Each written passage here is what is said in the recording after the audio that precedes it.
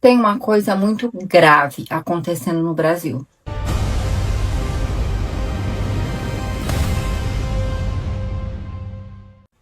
E eu não estou falando de escândalo político, eu não estou falando de rede social, eu não estou falando de guerra ideológica. Eu estou falando de fraude de percepção. Porque enquanto o brasileiro é treinado todos os dias para repetir que o Brasil está afundando, o dinheiro do mundo inteiro está correndo para dentro do Brasil. Repete isso comigo porque essa frase é o centro do vídeo. O povo está convencido de que o Brasil está quebrado. Enquanto o capital internacional age como se o Brasil tivesse virado ouro. E isso não é frase de coach, não é papo de influência de investimento, não é discurso de militante.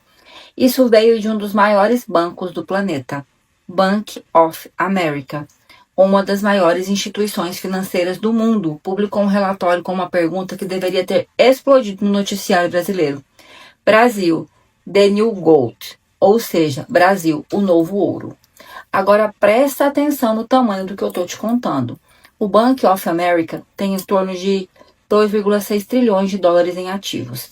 Isso é uma mata de capital tão absurda que se aproxima do tamanho do PIB brasileiro em dólar.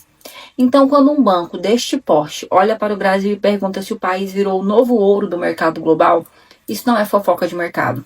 Isso é reposicionamento de capital. Isso é geopolítica financeira. Isso é dinheiro grande dizendo que enxerga oportunidade, segurança relativa e potencial de valorização aqui dentro.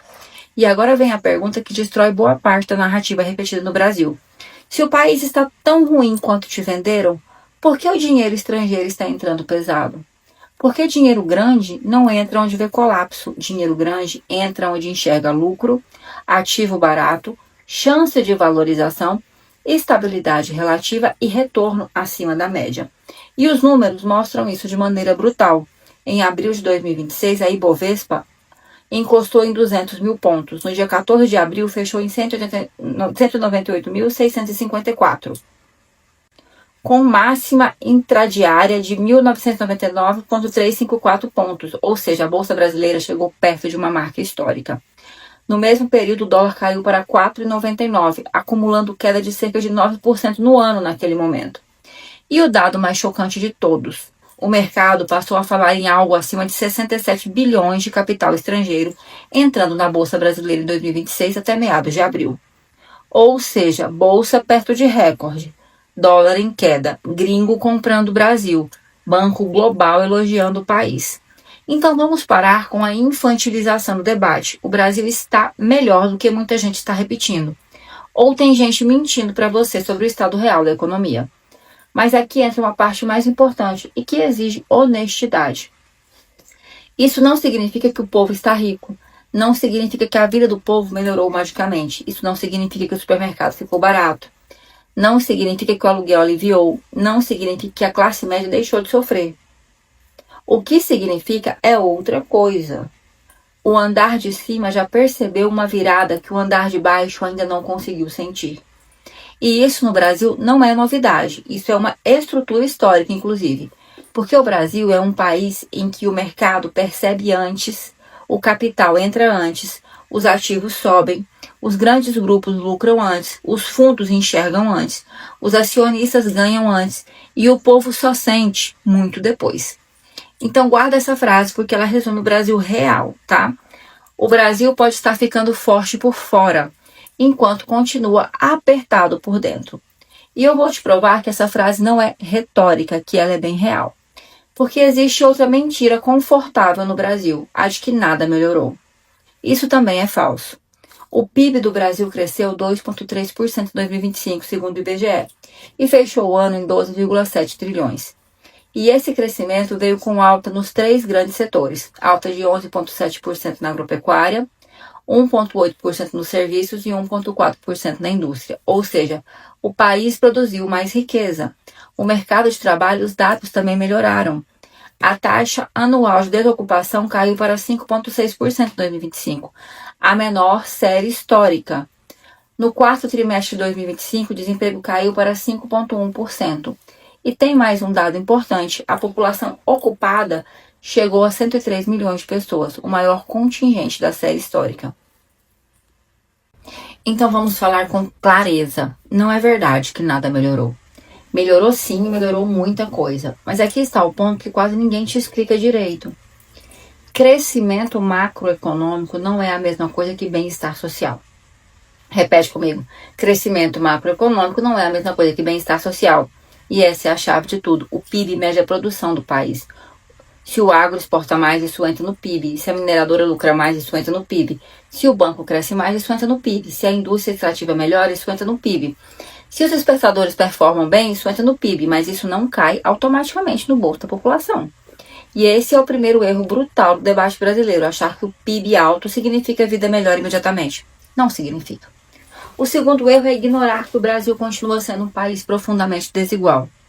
Então, o que acontece, Fernanda? O que acontece é que a economia cresce, mas esse crescimento pode subir no primeiro para lucro empresarial, setor financeiro, exportadoras, agronegócios, grandes grupos, topo da cadeia produtiva. Enquanto isso, a base continua lidando com a vida real, com comida cara, com aluguel caro, com energia pesada, com transporte caro, com remédio caro, com escola cara, com crédito que esmaga qualquer sensação de alívio. E aqui entra o ponto que para mim é um dos mais cruel de todos. Os juros altos destroem a percepção de melhora. A Reuters destacou que o crescimento de 2025 aconteça sob o peso de juros elevados que frearam o consumo e investimento. Traduzindo isso para a vida real, a parcela mais pesada, o financiamento mais cruel, o imóvel mais distante, o carro mais difícil, o cartão mais sufocante, capital de giro mais caro, pequeno negócio mais pressionado. Então preste atenção, porque ela é uma das frases mais importantes desse vídeo que eu vou te falar agora. A macroeconomia pode melhorar enquanto a microeconomia da família continua em estado de guerra. E ainda tem outro detalhe que o povo entende intuitivamente, mas o debate técnico costuma esconder. Inflação que a população sente não é a mesma inflação que aparece no gráfico. O povo não vive o índice, o povo vive o carrinho no supermercado. A pessoa não acorda pensando em PIB. Ela acorda pensando em arroz, em carne, em leite, feijão, gás, aluguel, gasolina, remédio, passagem, material escolar, etc. Então, mesmo que o indicador melhore, se a vida cotidiana continua cara, a sensação popular continua sendo de aperto. E agora vem a parte mais explosiva de todas. No Brasil, a economia também é guerra psicológica. Sim, guerra psicológica, porque aqui, percepção econômica não nasce só do dado. Ela nasce de outras coisas, como enquadramento da mídia, disputa eleitoral, guerra ideológica, bolha de rede social, histeria política, manipulação permanente da narrativa. Então o brasileiro vive uma esquizofrenia coletiva.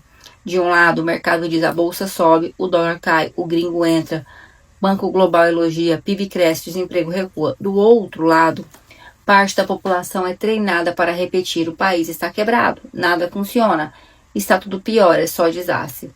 E no meio disso está a vida real. E a vida real é mais dura, mais complexa e mais honesta que os dois extremos. Porque a verdade verdadeira mesmo é que o Brasil está melhorando em indicadores objetivos, mas continua sem transformar essa melhora com a velocidade necessária em sensação de prosperidade para a maioria. Esse debate é sério. Não é dizer que está tudo maravilhoso, mas também não é dizer que está tudo em ruínas. É dizer o que está acontecendo de verdade. E o que está acontecendo de verdade é isso. O mercado internacional já percebeu uma coisa que parte do Brasil ainda não conseguiu enxergar. O país pode estar ficando mais forte para o dinheiro, sem estar ficando imediatamente mais justo para quem trabalha.